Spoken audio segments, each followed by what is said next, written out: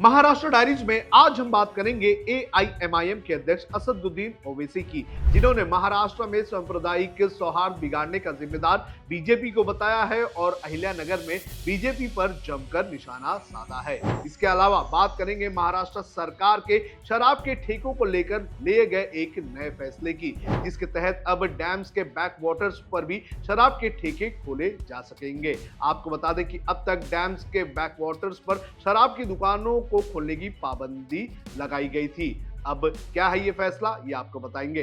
इसके अलावा बात करेंगे शिंदे के नेता योगेश कदम की, जिनके ऊपर गैंगस्टर के नाम से बंदूक का लाइसेंस जारी करने का आरोप लगाया गया है। चलिए विस्तार से इन तीनों खबरों पर चर्चा करते हैं। नमस्कार, आप देख रहे हैं लोकमत हिंदी। मेरा नाम है सोम कनौजिया।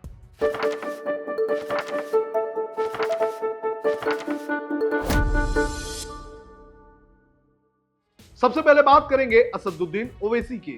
महाराष्ट्र के अहिल्यानगर जिले में एआईएमआईएम के प्रमुख असदुद्दीन ओवैसी ने राज्य की सामाजिक और राजनीतिक माहौल पर तीखा हमला किया। उन्होंने कहा कि राज्य में बिगड़े माहौल के पीछे बीजेपी ही जिम्मेदार है, जो अपने राजनीतिक हितों को साधने के लिए ऐसे हालातों को बनाती है। उन्होंने कहा कि बीजेपी का एजेंडा शुरू से ही ऐसा ही रहा है।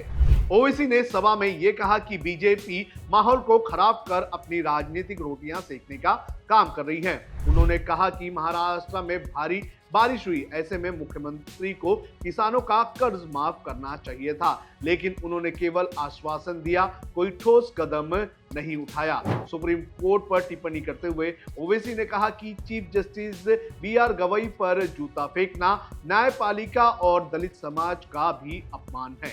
आप सुनिए क्या कहना है असदुद्दीन ओवैसी का। बताओ आज आप क्या हो रहा है हमारे देश में। एक दलित सुप्रीम कोर्ट का चीफ जस्टिस बन गया, मगर ये जालिम लोग, ये कास्टिस्ट लोग, ये जहर है, ये बर्दाश्त नहीं करेंगे। दलित उस मुकाम पर पहुंच गया। मैं महाराष्ट्र के दलित भाइयों से कह रहा हूं, भारत के दलित भाइयों से कह रहा हूं, देखो, पहचानो, ये जहर नहीं तो क्या है बताओ।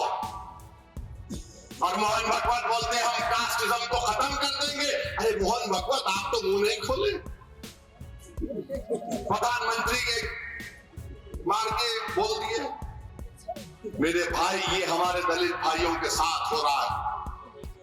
कमजोरों को कमजोरों के साथ रहना चाहिए, उनके गम को समझना चाहिए, उनकी तकलीफ को अपनी तकलीफ समझनी चाहिए।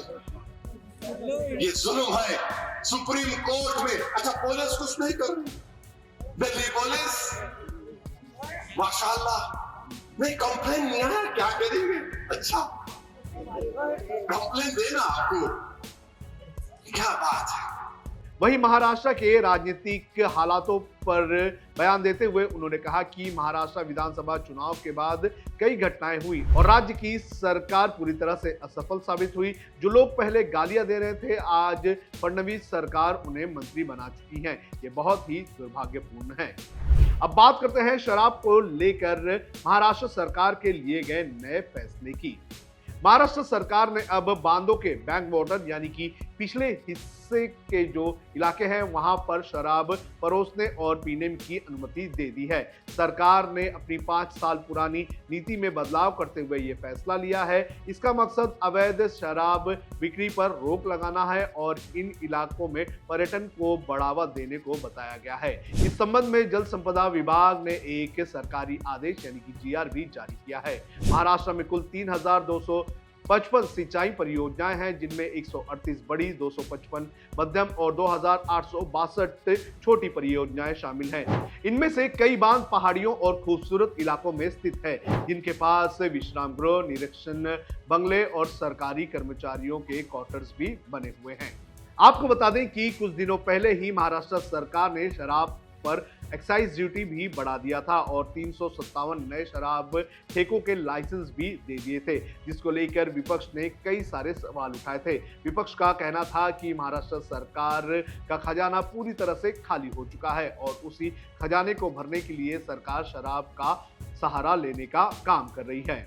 विपक्ष का कहना है कि सरकार ने लाड़की बहन जैसी योजना लाकर सरकारी खजाने को खाली करने का काम किया है और अब महाराष्ट्र लगातार कर्ज के बोझ के तले दबते जा रहा है। महाराष्ट्र सरकार को कोई और रास्ता नहीं दिख रहा है और इसके चलते सरकार ऐसा कदम उठा रही है। आपको बता दें कि हाल ही में सरकार ने इंडियन मेड फॉरेन लिकर यानी कि IMFL पर टैक्स अब निर्माण लागत का 3 गुना से बढ़ाकर 4.5 गुना कर दिया है। इसके अलावा देशी शराब पर भी एक्साइज ड्यूटी बढ़ाई गई है। इसके जरिए राज्य सरकार को हर साल 14,000 करोड़ रुपए की अतिरिक्त कमाई होने की उम्मीद बताई गई है।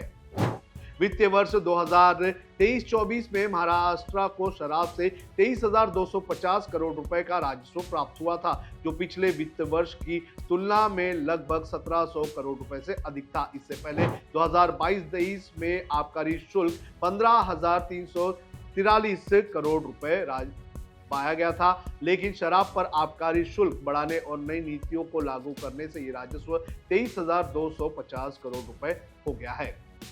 अब बात करते हैं महाराष्ट्र के गृह राज्य मंत्री और शिंदे की शिवसेना के नेता योगेश कदम। एकनाथ शिंदे की सेना के वरिष्ठ नेता रामदास कदम के बेटे और राज्य मंत्री योगेश कदम की परेशानियां कम होने का नाम नहीं ले रही हैं। अब उन पर गैंगस्टर के भाई के नाम पर सशस्त्र लाइसेंस जारी करने का गंभीर आरोप लगाया गया है। हालांकि उन्होंने इस आरोप से इनकार किया है। इससे पहले कदम पर अपनी ही मां के नाम पर डांस बार चलाने का भी आरोप लगाया गया था और विधानसभा में इसे उठाया भी गया था।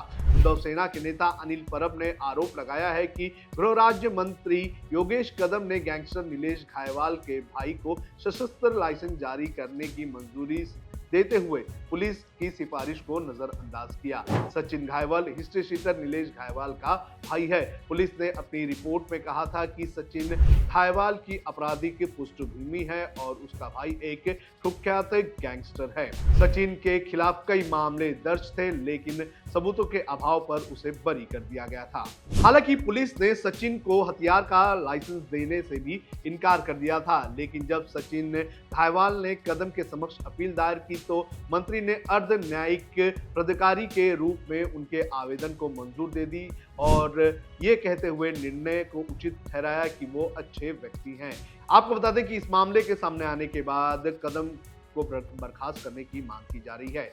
वहीं इस मामले पर योगेश कदम ने परब के आरोपों को निराधार बताया और कहा कि सशस्त्र लाइसेंस जारी करने का फैसला पुलिस आयुक्त के हस्ताक्षर से होता है, जिस पर कोई भी आपराधिक मामला नहीं होता है। ऐसे व्यक्ति को ही लाइसेंस जारी किए जाते हैं और इसमें सिफारिश का कोई भी स्कोप नहीं होता है। कदम ने कहा कि सचिन घायवाल ने जब हथियार के लाइसेंस के लिए अपील की थी तब उसके खिलाफ कोई भी मामला दर्ज नहीं था, लेकिन इस मामले के सामने आने के बाद लगातार योगेश कदम के ऊपर सवाल उठाए जा रहे हैं। तो ये थी महाराष्ट्र डायरीज की आज की खबरें। देश और दुनिया की खबरों के लिए आप देखते रहिए लोकमत हिंदी।